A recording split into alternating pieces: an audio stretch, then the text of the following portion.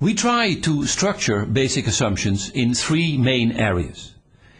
The way we relate with human beings, we call them human relationships, and we distinguish 5 aspects: time and nature, which adds up to this so-called 7-dimensional model. Let me give you an overview of the 7 dimensions. On the one hand, we have universalism versus particularism. Some characteristics: a universalistic culture tends to go for rules and don't like exceptions that much. They have standards and love to standardize things in very universal rules.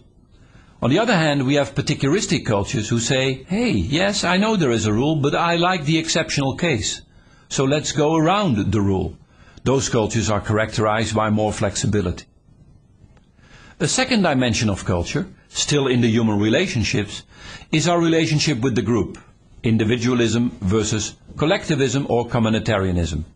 In individualistic cultures, we rather go for autonomy and creativity, while in communitarian cultures, it's all about consensus and taking care of the group and team spirit.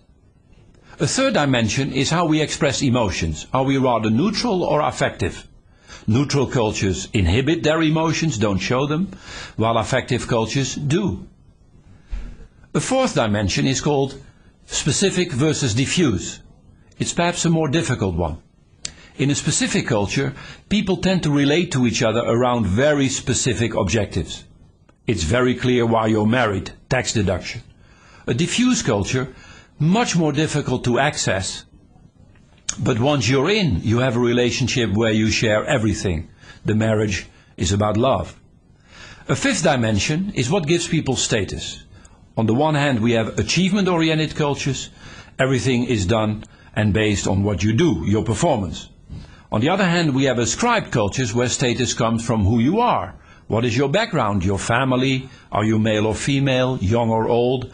Or finally, an example is where you studied rather than what you studied. The last 2 dimensions relate with time and nature. Time has a variety of aspects: short-term versus long-term cultures.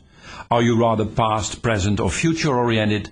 And finally, how do we organize time? Sequentially, step by step, or in parallel? We call the last one synchronic cultures.